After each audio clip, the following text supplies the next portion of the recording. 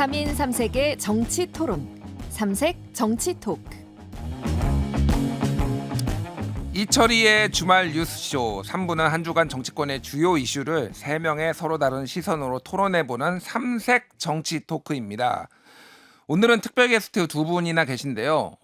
제가 좋아하는 분들만 오늘 3분이 나오신 것 같습니다. 제작진이 열일을 하셨네요. 먼저 허은하 개혁신당 대표님, 토요일 아침에 감사합니다. 네, 반갑습니다. 가장 정상적인 정당의 허은하입니다. 개혁신당. 둘은 어떻게 됩니까? 그러면 상대적으로 덜 정상적인 정당에서 나오셨네요. 민주당의 한민수 의원님 나오셨습니다. 안녕하십니까. 안녕하세요. 서울 강북을 국회의원 한민수입니다.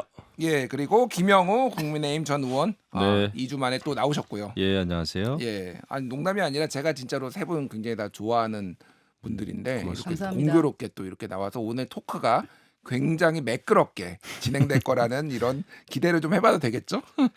그럼요. 기분 좋게. 예, 기분 좋게. 예, 뭐 너무 각을 토요일 아침부터 세울 필요는 없지 않나 그런 생각이 평상시에 듭니다. 다 잘 지내는 분들이라서 네, 좋은 얘기만 하다 갈 것 같습니다. 알겠습니다. 자, 좀 지난 얘기지만은 이제 한 주간을 짚어보는 거니까 민주당 전당대회 결과 얘기부터 좀 해보겠습니다. 뭐 이재명 대표가 대표되는 거야 뭐 확대명부터 얘기가 나왔으니까 그거는 큰 관심은 없었는데 85%, 85.4%로 그런데 이제 최고위원 선거는 정말로 굉장히 많이 주목을 받았어요. 일단은 한민수 의원님부터 어떻게 보셨어요? 일단 이재명 대표 연임이죠. 예. 새로 뽑히신거나 최고위원들 구성을 보면은 저는 이제 두 가지 측면이 있는 것 같아요. 평가와 기대가 있는 것 같습니다. 예. 평가는 일단 이재명 대표가 이끌었던 전임 지도부가 야당 역사에서는 처음으로 단독 과반 의석을 확보를 했거든요. 4.10 총선에서. 예. 그거는 뭐 일부에서 뭐 반대쪽에서는 뭐 비판을 할 수는 모르겠어요. 하지만 전체적으로 당원과 지지자들한테는 높이 평가를 받는 대목이다. 그렇지 않습니까? 뭐 상당히 많은 의석을 얻었고 저희들이 170석이 넘는 의석을 얻었기 때문에 기대는 지금 말씀하신 대로 앵커 말씀하신 대로 이제 최고위원 구성도 보면은 기대 자체가 이번에 이재명 대표와 5분의 선출직 최고위원들은 좀 힘을 뭉쳐서 지금의 윤석열 정권을 상대로 조금 더 민주당을 제대로 이끌어 달라 그런 기대들이 뭉쳐 있는 것 같아요. 그러다 보니까 이제 언론에서 평가할 때는 의외의 좀 결과도 나오고 했던 것 같은데 큰 흐름 자체는 그게 다 광범위하게 뭐 이게 뭐 한두 명도 아니고 뭐 수십만 수백만 당원들 아닙니까? 예. 있었다고 봅니다. 어쨌든 정부 네. 윤석열 정부의 폭정을 막아달라 여기가 잘 싸워달라라는 기대가 투영된 결과였다. 그렇습니다. 거기다가 이제 이재명 대표를 음. 정점으로 해서 흔들리지 않은 체제가 필요하다 이런 인식이 있었던 것 같습니다. 예. 뭐 이제 이재명 대표의 1급 체제 뭐 이런 비판도 있는데 그 비판은 우리 김영우 의원한테 한번 들어보겠습니다. 비판 안 하려고 그러는데 왜 또 비판을 그러세요? 하라고? 좀 특이한 현상이 있었죠. 그러니까 아무리 당 대표지만은 85.4%인가요? 네, 그쯤 나왔습니다. 예, 압도적인 득표율로 당선이 됐다는 것도 우리 헌장사에서는 굉장히 흔치 않은 일이고, 예. 그거 자체가 굉장히 좀 특이하고, 그리고 또 특이한 것은 그거하고 맞물려 가지고 이제 정봉주 후보가 초반 뭐 중반까지도 막 최고위원 후보 1위를 달리다가 이재명 파리 하지 말자라고 하는 기자회견을 함과 동시에 1등에서 6등으로 밀려서 결국은 탈락을 했습니다. 그리고 또 전현희 후보는 4등, 5등 하다가 2등으로 이제 당선이 됐고 최고위원회. 이걸 보면은 확실히 이재명 당대표가 확실하게 장악한 민주당이다. 그거는 뭐 의심의 여지가 없어요. 이제 다만 당내 민주화 문제라는 큰 숙제가 하나 남았고 그다음에 이제 9월, 10월에 이재명 당대표의 그 사법 리스크 법정에서의 1심 판결이죠. 그런 그 결과에 따라서 민주당이 흔들릴 것인가? 플랜 B나 플랜 C 이재명 당대표 가지고는 안 되겠다라는 그런 그 목소리가 다시 나올지 안 나올지 또 거기에 대비해서 친문 세력의 어떤 또 새로운 정치적인 뭐라 그럴까 재기 예. 이런 게 있을까 이제 그런 게 관전 포인트인데 어쨌거나 민주당은 이재명 대표가 장악했다는 면에서는 굉장히 아마 효율적으로 움직일 수 있죠. 당 내에서는. 효율적으로. 네, 당 내에서는. 하지만은 길게 봤을 때 이재명 대표가 결국은 뭐 누가 보더라도 대선 주자인데 민주당의 사법 리스크라는 게 하나 있고 그다음에 외연 확장성이 있을 것인지 예. 그런 게 가장 큰 숙제가 아닌가 싶습니다. 외연 확장성이 의문이 든다. 그렇게 그렇죠. 말씀해 주셨는데 허나 대표께는 이 질문 드릴게요. 그러니까 사실 가장 마지막에 이재명 대표를 실물로 본 사람이 허나 대표 아닌가. 코로나 이제 확진되기 전에 이재명 대표 만나셨잖아요. 그래서 그 검사도 하시고 네. 자가 진단도 하시고 그랬는데 이제 확진은 아니신 걸로 나왔는데 좀 궁금하더라고요. 이재명 대표랑 도대체 무슨 말씀하셨는지 굉장히 궁금합니다. 진짜 많은 말씀을 나눴어요. 그 예방을 오셨는데 30분 정도 시간을 주신 수 있다. 그래서 30분 안에 끝내야 된다라는 비서실장의 이야기가 있었는데 대표께서 안 가셔가지고 거의 1시간 동안 대화를 보내려고 했는데 안 가신 거고요. 예, 말씀을 많이 해주시더라고요. 그러니까 많은 이제 뭐 협치를 요구하는 것도 있었고, 예. 그리고 뭐 함께해야 될 부분이 있지 않겠느냐와 그 민주당의 이야기를 되게 많이 해주셨던 것 같아요. 민주당 뭐 금투세든 뭐 종부세든 여러 가지 고민하시는 지점을 이야기를 해서 제가 조금 놀랐습니다.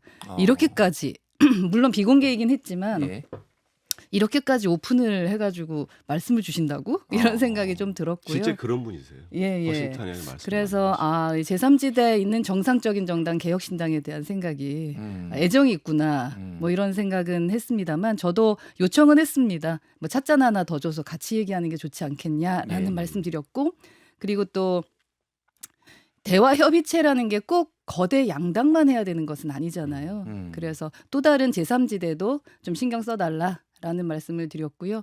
뭐 전당대회 자체가 갑자기 막 울컥한 건가요? 왜 갑자기 목소리? 코로나. 예. 그 전당대회 자체가 사실은 좀 너무나 좀 반전 없는 드라마였기 때문에 재미가 없었잖아요. 보는 예. 사람 사람 입장에서. 그런데 이제 정봉주 아까 그 후보와 이현주 후보 얘기를 하면서 그거로 약간의 재미라기보다는 좀 깜짝 놀라는 일이 좀 벌어졌었다라는 부분. 그래서 약간 그 85점 몇 %에 대한 얘기도 제가 조금 약간 했는데 하여튼 소통이라는 것이 중요하다라는 얘기로 처음부터 끝까지 얘기를 좀 했었던 것 같아요. 그러셨군요.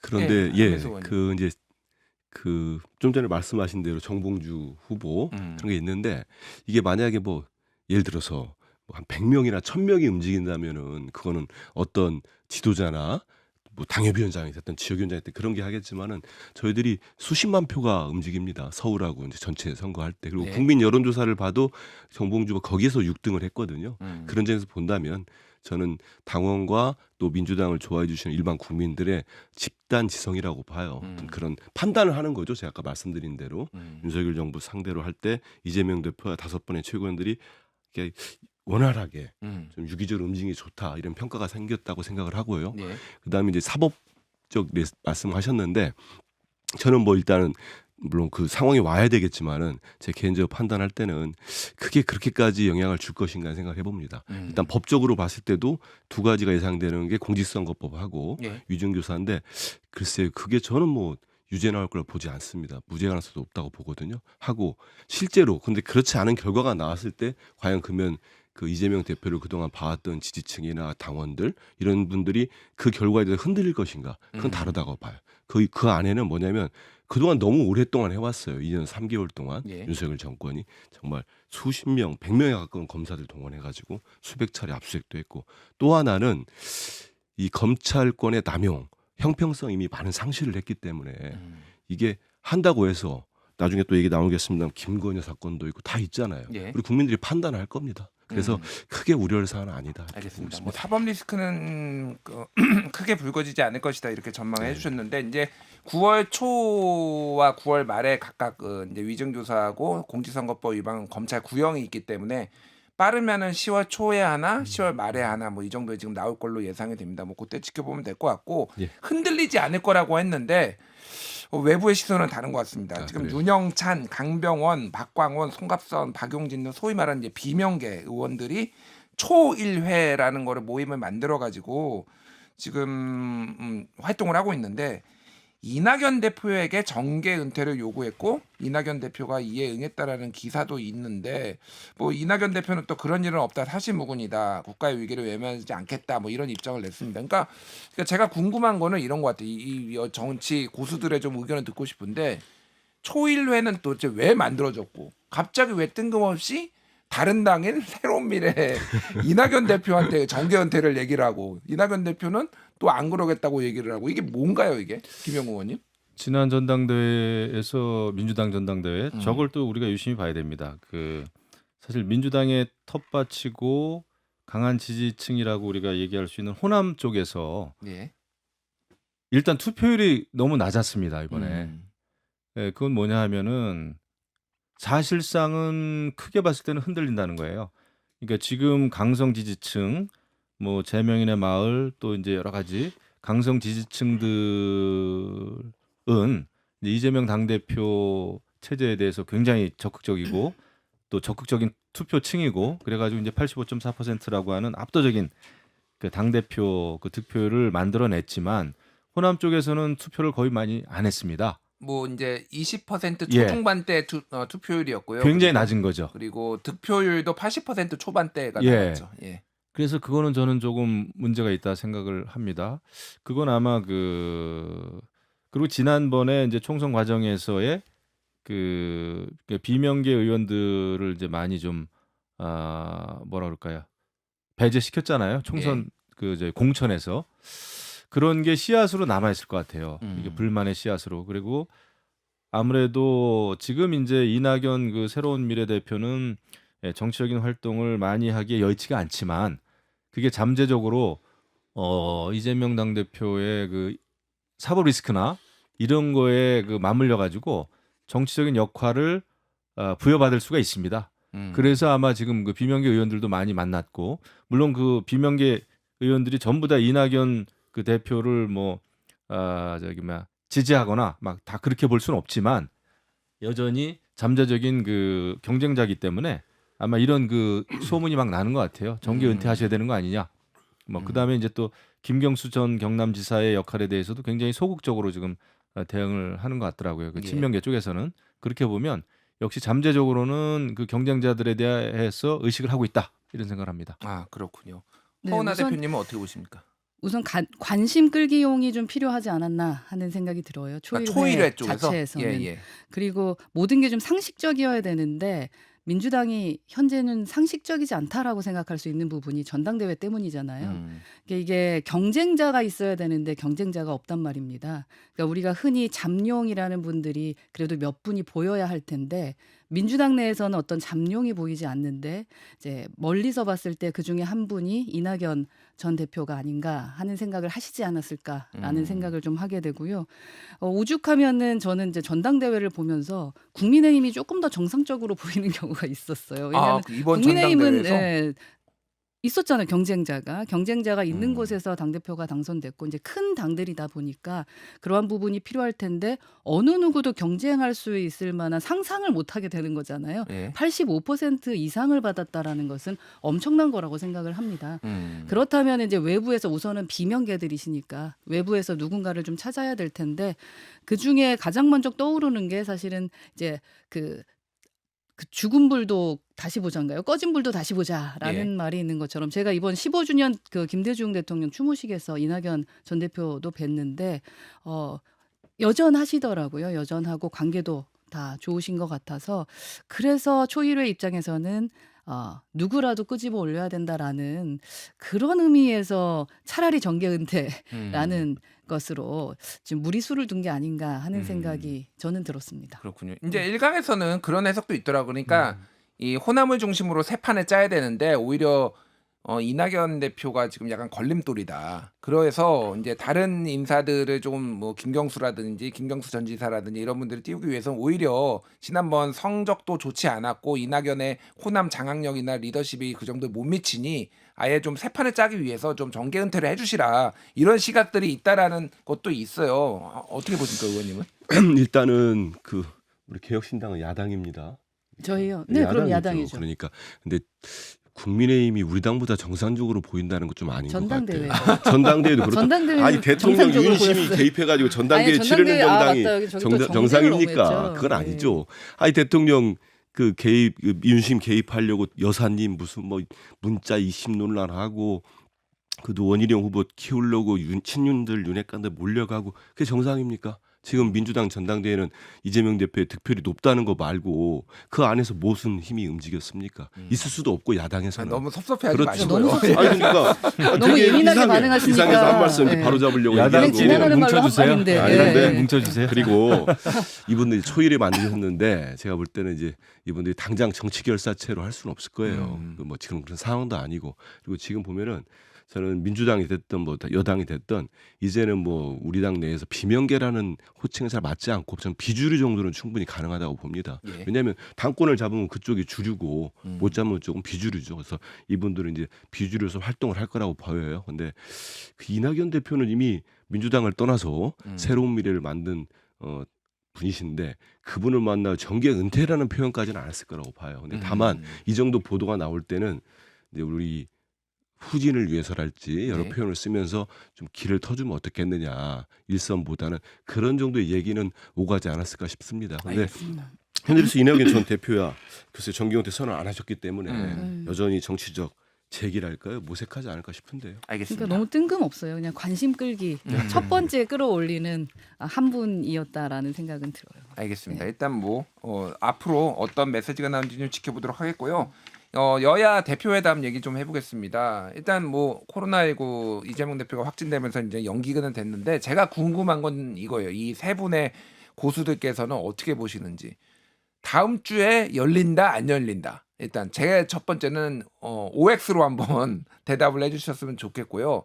그리고 생중계를 한다 안 한다. 만약에 열리면 생중계를 한다 안 한다. 이것도 OX로 좀 부탁드리겠습니다. 먼저 김영우 의원부터 다음 주에 열린다 안 열린다. 다음 주 한 주말까지겠죠. 예.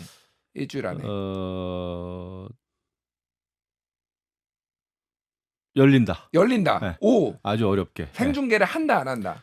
부분 생중계. 부분 생중계한다. 알겠습니다. 허은하 대표님은 저도 열린다. 부분 생중계. 두 분의 의견이 일치했습니다. 두 분이 야당인데. 동의합니다. 의원님도 그러세요? 예. 이렇게 이런 일이 이렇게 대동단결하면은 정치권이 싸울 일이 없을 것 같아요. 근데 제가 예. 보는 민주당은 그렇습니다. 지금 이재명 대표는 굉장히 사실 높은 득표율로 당 대표가 됐지만 마음이 굉장히 급해요. 예. 그거는 그 두 가지를 보면 알 수 있습니다. 하나는 이제 영수회담, 지난번에 영수회담을 했고, 근데 그걸 재차 지금 되자마자 이제 물론 탄력은 받았겠지만은 영수회담 하자 그러고 여야 당 대표 회담 하자 그러고 그게 당 대표 되자마자 일성이었습니다. 그건 뭐냐? 사실상은 급합니다. 결국 사법 리스크라고 하는 사법부의 시계가 돌아가고 있거든요. 예. 그래서 민주당의 지금 전략은 제가 볼 때는 그렇습니다. 여러 가지 뭐 민생 얘기도 하고 먹사니 좀 얘기는 합니다만은 사실 그 사법부의 판단이라고 하는 게 너무나 크거든요. 그래서 여러 가지 사건에 대해서 이재명 대표 관련된 사건에 대해서 이제 수사 검사를 탄핵하는 이유가 수사 지연이에요, 결국은. 예, 그거를 계속 미루지 않으면은 굉장히 크게 흔들릴 수가 있습니다. 그래서 탄핵하자고 하는 것이고 그다음에 이제 대통령이나 뭐 김건희 여사에 대한 특검 이런 거 주장하는 것인데 그런 그 내부적으로는 이재명 대표는 그런 게 있을 겁니다. 그래서 이참에 이제 영수회담 그다음에 여야 대표회담 하면서 어떻게 해서든지 이제 국민적인 여론을 좀 끌어올려 가지고 그 어떤 사법 리스크에 대한 그 반감 효과 그걸 노릴 겁니다. 대중적으로. 예. 내가 민생을 위해서 이렇게 열심히 일하는데 좀 도와달라라고 하는 대국민 어필 작전이죠. 그랬기 때문에 되자마자 그런 영수회담과 여야 당대표 회담을 저거 했고 그다음에 계속적으로 아마 그 검사들에 대한 탄핵 이것도 아마 추진은 할 거예요. 하지만 이것이 가능하려면 이제 국민의힘 인기가 없어야 되잖아요. 대통령의 또 인기가 없어야 되잖아요.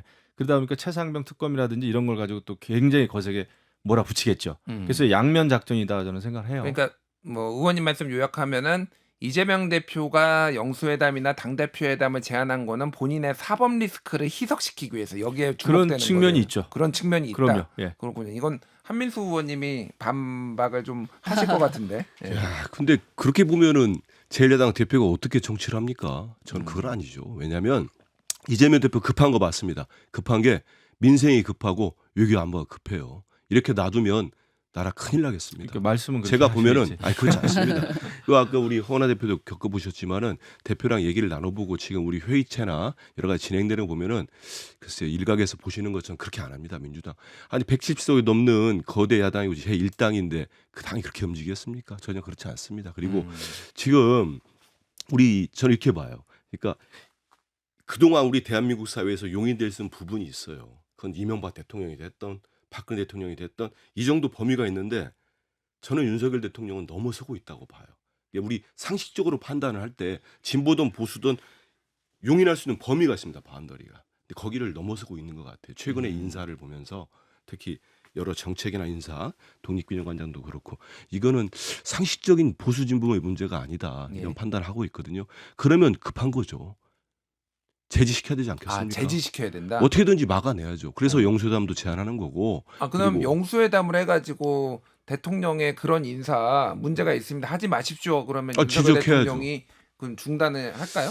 그 중단의 여부는 저는 4.10 총선 이후에 국정기조에 단 1도 안 바뀌는 거 보면은 바뀌지 않을 것 같습니다. 그럼 바뀌지 않는다고 가만히 있어야 되겠습니까? 제1야당 의원들이 거리로 나가서 막아야죠. 저는 그런 생각들을 하고 있고. 그러니까 밖에서는 자꾸 무슨 사법 얘기하고 하는데 지금까지 검찰이 수사해서 윤석열 검찰이 수사하고 기소하고 재판되고 있거든요.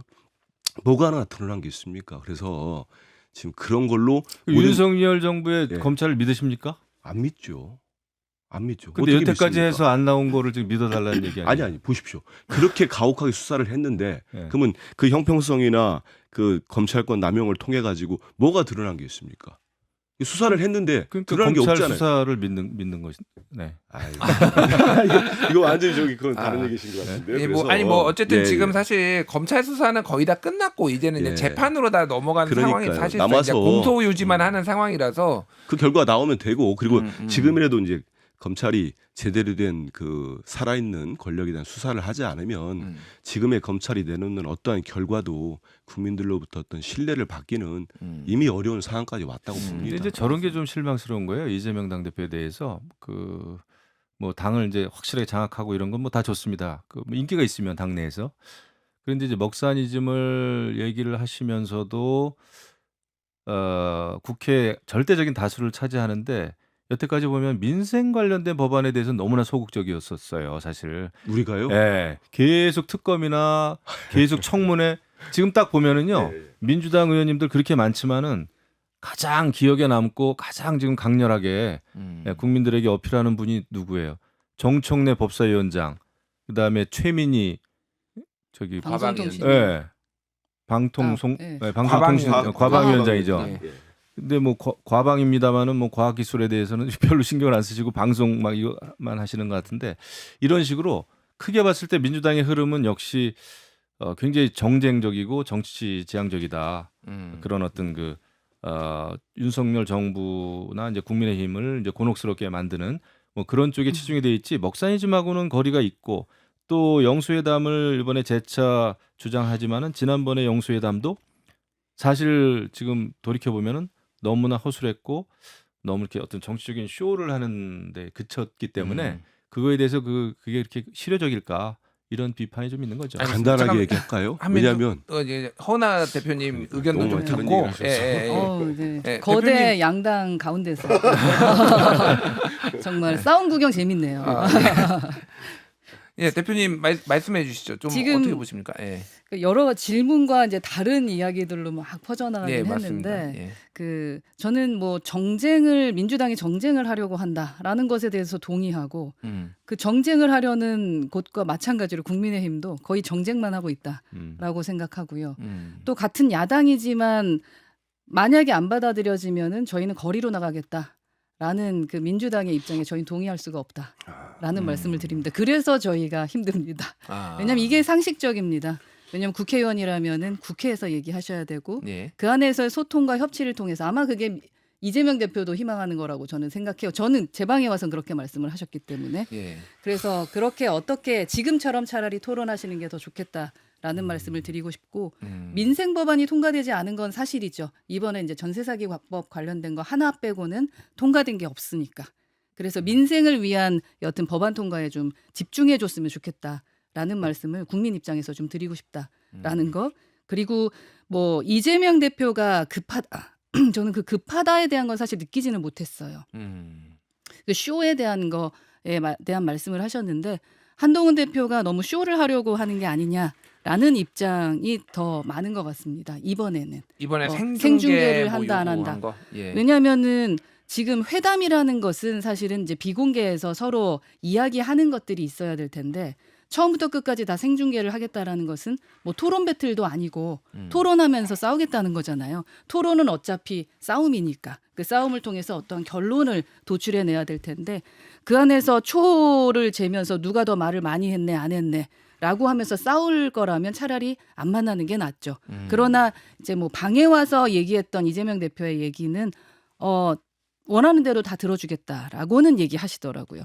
그러나 비공개가 무조건 있었으면 좋겠다라는 얘기는 하시더라고요. 아마도 저희 개혁신당에 와서 그렇게 말했다라는 것은 저희가 그런 말을 밖에서 좀 해줬으면 좋겠다라는 의미에서 그 얘기를 했을 것 같고요. 예. 그래서 한동훈 대표도 큰맘 먹고 만나셨으면 좋겠다라는 조언을 좀 드리고 싶습니다. 지금 두 분 다 민생이 중요하다고 했으니까 예. 뭐 그 싸움이 아닌 민생 얘기를 풀어낼 수 있도록 하는 그런 시간을 가졌으면 좋겠습니다. 예, 뭐 세 분 다 이제 민생이 중요하다라는 거에는 이견이 없어요. 근데 뭔가 약간 미묘하게 뭔가 다른 것 같다라는 네. 생각이 드는데 근데 일단 네, 한민수 예, 의원님 먼저 지난 말씀 영수회담은 듣고요. 예. 조금만 복귀해 보시면 왜 그렇게 성과가 없었느냐 저희들도 아쉽죠. 근데 그거는 대통령실이 의제를 정하지 말자고 강하게 요청해 와서 못 정했다는 말씀 하나 드리겠고요. 예. 그다음에 이제 윤석열 정권이 정말 이 국민들 삶을 등한시하고 외교안보도 국방도 더 어렵게 해서 그 무도한 폭정을 막기 위해서는 정말 거리를 나가는 결기라도 보여야 된다고 했더니 마치 제가 지금 거리로 나갈 것처럼 이렇게 같은 공간에서 그런까지 오해하시면 어떡합니까?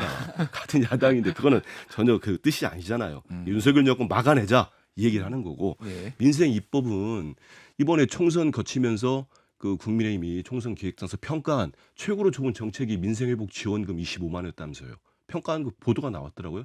그 정도면은 저희들이 그 지금 국민의힘과 용산에 답답한 건 뭐냐면 대안을 안 갖고 와요. 국회에서. 민생후보 지원금 저희들이 차등 지원까지 법에 넣습니다. 그러면 들고 와야 됩니다. 뭔 다른 거가 좋으면 다른 아니라도 내는 게 좋은데 일체 얘기를 안 합니다. 거부를 해버리는 거 아예. 그건 여당의 태도가 아니죠. 그리고 전세사기 특법도 그렇고 이번에 합의된 건 아시잖아요. 어렵게 합의됐거든요. 거기서 우리 여당도 양보를 많이 했는데 그래서 지금 민주당이 오로지 정쟁법만 낸다 그건 전혀 사실이 아닙니다. 그리고 특검법도 해병대원 특검법이 어떻게 정쟁이 됩니까? 만약에 보수 정권이라면 앞장서서 먼저 해야 된다고 얘기를 해야죠. 해병대원의 억울한 죽음과 그 지금 짙어지고 있는 외압, 축소, 은폐 의혹 밝게 되는 거 아니겠습니까? 김건희 여사 특검법 왜 정쟁입니까? 그건 정의의 문제죠. 그래서 이런 말씀 꼭 드리고 싶습니다. 알겠습니다. 이제 계속 이 얘기만 할 수는 없으니까 그렇죠. 다른 이슈로 넘어가야 되니까 짧게 요거 하나만 여쭤보고 다음 이슈로 넘어가겠습니다. 결국은 이제 민생 얘기도 해야 되지만은 지금 민주당의 아젠다도 그렇고 차상병 특검 얘기를 안 할 수가 없어요. 근데 저도 이제 뭐 이제 정치권에서 여러 얘기를 듣는데 한동훈 대표가 약간 결단을 내렸다 뭐 이런 얘기들이 또 들리더라고요. 민주당이 얘기하는 거를 다 받을 수도 있다 뭐 이런 식의 얘기들이 그런 결정을 좀 내릴 수도 있다라는 얘기가 들려서 일단 전망을 좀 해보시죠. 일단 민주당은 어쨌든 무조건 들고 나올 것이고 뭐 본인이 얘기했던 거 지켜라라고 얘기가 나올 거고 한동훈 대표는 좀 어떻게 할 것 같은지 시간이 많지 않으면 좀 짧게 좀 설명 부탁드릴게요. 네, 첫 번째 민주당 내부에서도 지금 좀 헷갈리고 있습니다. 최상병 특검 그러니까 한동훈 대표의 아이디어에 대해서 뭐 이현주 최고 같은 경우에는 또 완전히 반대하고 있잖아요, 그죠? 그 제3자 특검 추천하는 받아들일 수 없다 이런 얘기 했었고 그래서 제가 볼 때는 국민의힘 같은 경우에 한동훈 대표가 주장하는 거는 본인이 생각이 있다고 하더라도 어떤 안이 있다고 하더라도 이 당내에서 절차를 거쳐야 된다, 토론을 해야 된다라는 거기 때문에 그 한동훈 대표가 가지고 있는 그 생각대로 밀어붙이지는 않을 겁니다, 절대로. 그래서 당내 어떻게 해서든 의총이 됐든 뭐 국민의힘 당원들 여론조사가 됐든 그런 그 절차를 거칠 것 같고 그래서 그리고 또 하나는 이제 공수처 수사 결과가 언제쯤 나오는지 그게 뭐 오늘 내일 막 나오는데 그 전에 이거 가지고 분란을 일으키기보다는 공수처 수사 결과를 지켜볼 가능성도 있어요. 그래서 지금 더더군다나 이제 9월, 10월 되고 그러면 이제 국회 일정이 지금 굉장히 빠듯하죠. 이제 국감 시작한다 그러고 막 그럴 겁니다. 저 추석 지나면. 그래서 조금은 민주당의 흐름과 공수처 결과를 지켜볼 가능성이 크고 그다음에 그거에 따라서 당내 의견 수렴 절차를 거칠 가능성이 크다 이렇게 봅니다. 알겠습니다. 허은하 대표님. 그 최상병 특검 하겠다고 한동훈 대표가 발표한 지 2개월 됐습니다. 오늘이 딱. 도대체 뭘 하는지 모르겠다라는 얘기거든요. 말을 했으면 지켜야 되는데 양치기 소년 같다라는 생각이 들고요. 거의 뭐 내용 없는 공허예요. 그리고 또 측근의 얘기를 한동훈 대표의 측근 얘기를 들어보니까 한 달도 더 걸릴 것 같던데요. 이 최상병 특검 시작하는 거. 그러면서 왜 그러면 야당의 대표에게 생중계까지 하면서 최상병 특검에 대해서 얘기하자고 했는지 그러니까 쇼라는 얘기를 듣는 거거든요.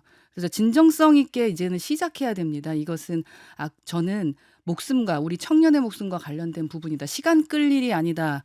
우리 국민연금만큼 빠르게 해야 되는 부분이다라고 생각합니다. 그러니까 네. 특검을 예. 하려면은 정확한 특검을 저는 하는 게 중요하고 정말 실체를 밝혀야 되거든요. 그거와 관련된 여러 가지 있었던 정치적인 사안들에 대해서 그러려면은 어떤 특검이 결국은 특검 수사 결과를 놓고 봤을 때 그래도 객관적이었느냐라는 국민들의 신뢰를 얻기 위해서 특검을 잘할 필요가 있는 거예요. 그래서 네. 무조건 지금 야당이 주장하는 그런 특검 가지고 이게 되겠느냐라는 이제 근본적인 그 비판 그런 게 있는 거죠. 그래서 그것 때문에 특검을 하더라도 제대로 하자라는 게 한동훈 대표의 얘기인 것 같아요. 알겠습니다. 한민수 그런데 의원님 얘기 짧게 우리 듣고 다음 주제로 예, 넘어갈게요. 허 대표님 야성을 찾은 것 같아서 기쁩니다. 그런데 같은 야당은 아닙니다. 특검이 그 제3자 추천 뭐 예. 대법원장도 있고 하는 거는 사실 최근 들어서 한 10수년 내에는 없었어요. 그리고 지금의 윤석열 대통령과 한동훈 대표를 만들어 냈다고 볼 수 있는 국정농단 특검도 비교섭단체 대통령이 속하지 않은 교섭단체에서 다 추천했습니다. 예. 드루킹도 마찬가지 야당이 추천했었어요. 그래서 그 추세가 맞고 그게 효율적이라는 게 입증이 됐음에도 불구하고 한동훈 대표가 제3자 추천한 그래서 저희 흔쾌히 받겠다고 했지 않습니까? 받고 그다음에 또 그러니까 또 무슨 뭐 제보 무슨 공작 의혹인가요? 이걸 또 덧붙였는데 그마저도 받겠다는 게 우리 당의 입장입니다. 그 이현주 최고위원께서 말씀하신 거 제가 정확히 내용은 모르겠어요. 하지만 박찬대 원내대표가 이재명 대표 선임되기 전에 뽑히기 전에 당대표 직무대행으로서 공식적으로 밝혔기 때문에 예. 그게 우리 당의 입장입니다. 그래서 알겠습니다. 지금 특검을 시행하면은 진상이 밝혀지는데 오래 안 걸릴 거예요. 그리고 한동훈 대표는 더 이상 시간 끌기는 쉽지 않을 거라고 봅니다. 근데 이게 한동훈 대표나 여권의 권력 지형으로 볼 때는 상당히 큰 리트머스 시험지가 될 것 같아요. 한동훈 대표가 이걸 관철해내지 못하면은 쉽지 않을 것 같은데요. 그런 생각이 알겠습니다. 듭니다. 다음 이슈로 넘어가겠습니다. 일단 윤석열 대통령이 며칠 전 국무회의에서 반국가 세력이 사회 곳곳에 은밀히 활동하고 있다라고 말이 아닌 힘으로 자유를 지켜나가야 한다 이렇게 강조를 했는데요. 준비된 영상 같이 보시고 토론 이어가겠습니다. 우리 사회 내부에는 자유민주주의 체제를 위협하는 반국가 세력들이 곳곳에서 암약하고 있습니다. 그리고 선전선동으로 국민적 혼란을 가중하고 국론 분열을 꾀할 것입니다. 예, 이를 두고 이제 야당의 반발이 거센데 일단 지금 대통령께서 네. 반국가 세력, 뭐 반자유 세력, 뭐 맹종 세력 이렇게 해서 단어만 바꿔가지 지금 2년 동안 계속 비슷한 발언을 지금 하고 계시거든요. 3.1절에도 했고 뭐 국무회의도 했고 광복절에도 했고 이랬단 말이에요. 그러니까 좀 궁금하더라고. 사람들도 뭐 이거는 뭐 정쟁을 떠나서 도대체 누구를 얘기를 하는 거냐 이게 대통령의 의중이 좀 궁금하다 이런 얘기들을 많이 좀 해요 사람들이. 일단 김영국 의원께서 가장 좀 잘 아실 것 같으니까 이게 누구를 얘기하는 거고 왜 이런 말씀을 계속 하시는 건가요? 그 제 경험을 비춰 보면은 대통령이 되면은 정말 많은 그 정보 보고를 받습니다. 국정원, 경찰, 검찰. 그런데 반국가 세력이 있긴 있어요, 정말.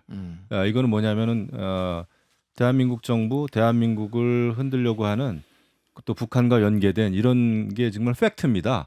그런데 이제 대통령으로서 이 언급을 직접 할 필요는 사실은 없어요. 제가 볼 때는 그거는 이제 국정원으로 하여금 기능을 확실하게 하게 해가지고 간첩을 잡게 만들거나 이렇게 여러 가지 정부 부처의 정보 기관의 어떤 그런 역할을 하게 하면 되는데 대통령께서 직접 이제 반국가 단체라든지 이런 걸 강조하게 되다 보니까 이게 어떤 좀 좋지 않은 영향을 주는 것 같아요. 그래서 대통령의 메시지는 조금 그래도 이런 경축식이나 이런 때는 그 통합의 메시지를 내는 게 좋거든요. 예. 반국가 단체가 있는 게 사실이지만은 근데 그거에 대한 약간 좀 혼동이 있으시다 이런 생각이 드는데 아마 나라 걱정을 진짜 많이 하는 것 같아요.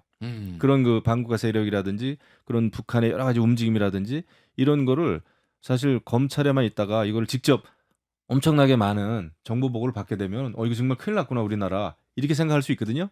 그래서 마음은 진심인 걸 저는 이해를 하고 알고 있어요. 근데 표현은 그렇다고 하더라도 통합의 메시지나 이런 정무적인 판단을 거친 그런 메시지를 하는 게 좋겠다라는 생각이 드는 거죠. 그러니까 이건 뭐 제가 이제 뭐 반론이라기보다는 그냥 궁금함의 차원에서 이제 그런 생각이 들더라고요. 일본은 우리가 기본 그러니까 1인당 소득도 뛰어넘고 뭐 일본에 대해서 우리가 자신감을 갖고 이제 임해야 된다 이게 대통령의 입장이잖아요. 네. 그러니까 일본하고는 동등한데 북한은 우리나라의 100분의 1 뭐밖에 소득이 안 다르죠. 되는 나라인데 왜 이렇게 두려워하는지 저는 좀 이게 궁금하더라고요. 경제력하고는 관계가 없이 경제력하고 관계가 예, 없나요? 북한은 엄청나게 그 사이버 해킹이라든지 예. 그다음에 우리 그 공공기관에 대한 그 첩보 정보를 수집을 합니다. 설계도 그다음에 전기 배선 그 뭐 이런 거 가스 배선 이런 거 공항에서 어떤 그 운영 메커니즘 예, 운영 시스템 그래서 굉장히 불안해요. 사실 알면 예, 저도 뭐 국방위원장 해봤지만은 예. 굉장히 그런 거에 대한 그 경계심이 있으신 것 같아요. 하지만 이제 대통령이니까 예. 이제 메시지 자체는 대통합 메시지를 내는 게 좋지 않겠나 생각이죠. 알겠습니다. 허은하 대표께서는 좀 어떻게 보십니까? 반국가 세력. 그러니까 반국가 세력이 뭔지를 정확하게 얘기 안 해주시면은 진짜로 오해를 할 수밖에 없잖아요. 너무 뜬금없는 말이었다. 뭐 그 말씀하신 것 같다라는 생각이고 그냥 저는 뭐 경축식에서도 느꼈고 현장에서. 근데 또 뵈셨잖아요. 네, 윤석열 대통령 만나서 쓴소리 하셨다고 뭐 그런 네, 언론 쓴소리 보도도 해서, 나왔어요. 네, 쓴소리 했습니다. 예. 했어요? 앞에다 대고 앞에 예, 악수하면서 예. 네, 인사 부분하고 표정이 제발 안 좀 좋으셨다고 소통. 대통령께서. 네, 뭐라고 표정이 제가 말씀을 드린 그러니까요. 거고 네. 대통령께서는 표정으로 그래요? 공격을 하셨죠.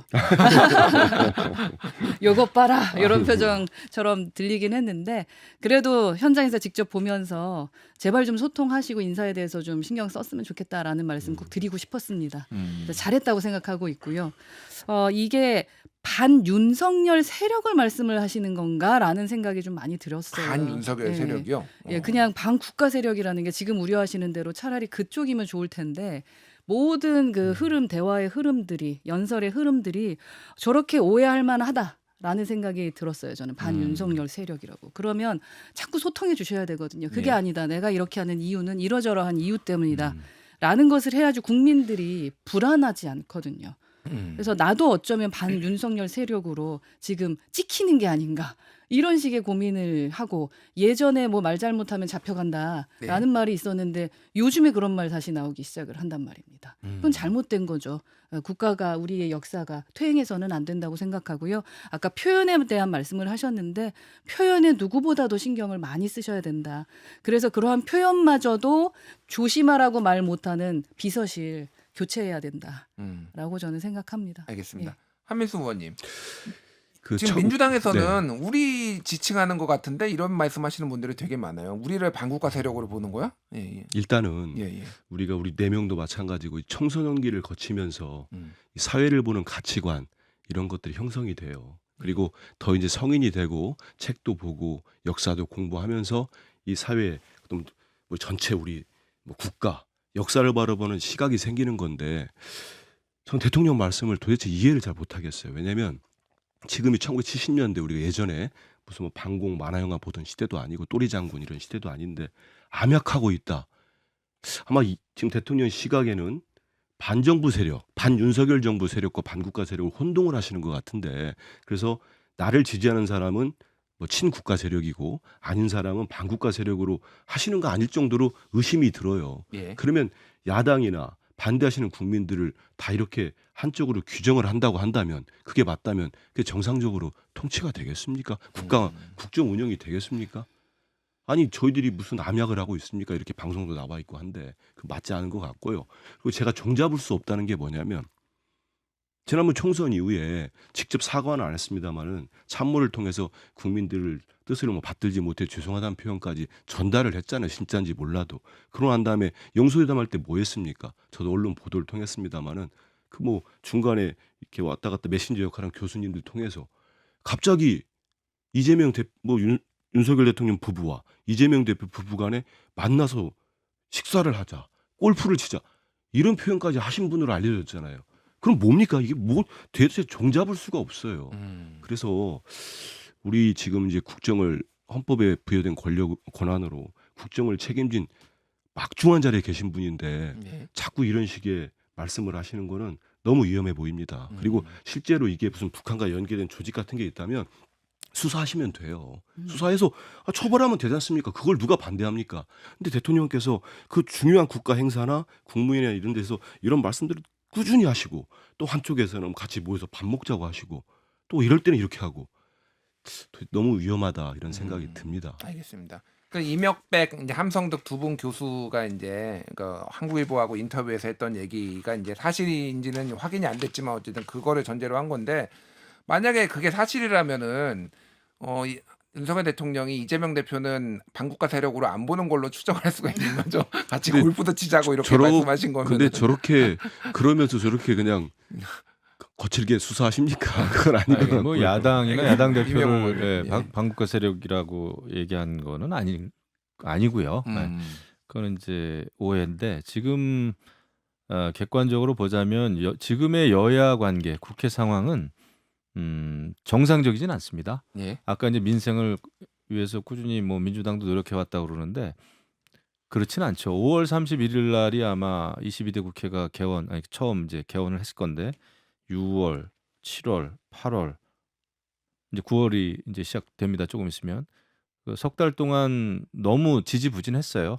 그 국회 어떤 활동이라는 게 지금 우리가 삼권 분립 이런 것 민주당은 굉장히 막 삼권 분립 이거 지금 위반하고 있다.